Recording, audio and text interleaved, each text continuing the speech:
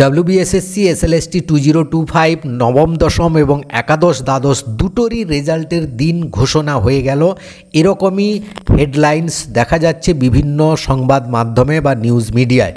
যেমন নবম দশমের রেজাল্ট যেরকম পরে বেরোনোর কথা, একাদশ দ্বাদশের রেজাল্ট আগে বেরোনোর কথা। তাই প্রথম সপ্তাহে একাদশ দ্বাদশের রেজাল্ট বেরোনোর কথা আগেই জানিয়ে দিয়েছিল। ঠিক সেইভাবেই একাদশ দ্বাদশের রেজাল্ট আগামী শুক্রবার বেরোচ্ছে এবং সেটা 7ই নভেম্বর, শুক্রবার 7ই নভেম্বর একাদশ দ্বাদশের রেজাল্ট বেরোবে। এবং নবম দশমের রেজাল্ট আমি বলেছিলাম তার ঠিক এক সপ্তাহ পরে বেরোবে, সেই রকমই হচ্ছে কিন্তু ব্যাপারটা। দ্বিতীয় সপ্তাহে নবম দশমের রেজাল্ট বেরোবে। তো ধরেই নিতে পারি দ্বিতীয় সপ্তাহে মানে ওই 14 তারিখ অর্থাৎ শুক্রবার এটাও বেরোনোর কথা বা তার আগে হয়তো বেরিয়ে যেতে পারে।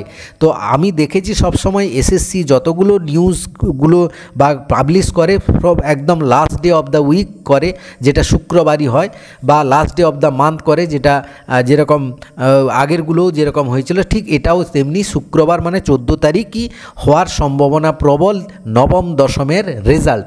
তো দুটো রেজাল্ট নিয়ে আমরা খুব চিন্তিত ছিলাম, বেশিরভাগ চিন্তিত ছিলাম যে নবম দশমের রেজাল্ট নিয়ে, সেটাও আমাদের জানা হয়ে গেল। এবং এই পরবর্তী প্রক্রিয়া একাদশ দ্বাদশের পরের কিন্তু একটু শুরু হবে। যেমন একাদশ দ্বাদশের ইন্টারভিউ প্রক্রিয়া শুরু হওয়ার 15 থেকে 20 দিন পর কিন্তু নবম দশমের ইন্টারভিউ প্রক্রিয়াগুলো শুরু হবে এবং প্যানেল হতে আমি আগেই বলে দিয়েছি তোমাদের 31শে জানুয়ারির মধ্যে শেষ করবে, মানে প্রায় কাছাকাছি 20 থেকে 30 দিন মতো পিছিয়ে যাবে নবম দশমের সমস্ত প্রক্রিয়াগুলো। তো এই ছিল আজকের ভিডিও। এরকম একটা খুব ভালো খবর, খুশির খবরটাকে সবাইকে শেয়ার করে দাও, সবাই যাতে তাড়াতাড়ি খবরটা পায় এবং তার পরীক্ষার পরবর্তী প্রস্তুতিগুলো নেওয়া শুরু করে দেয়। ভিডিওটা ভালো লাগলে সবাইকে শেয়ার করে দেবে। Thank you for watching.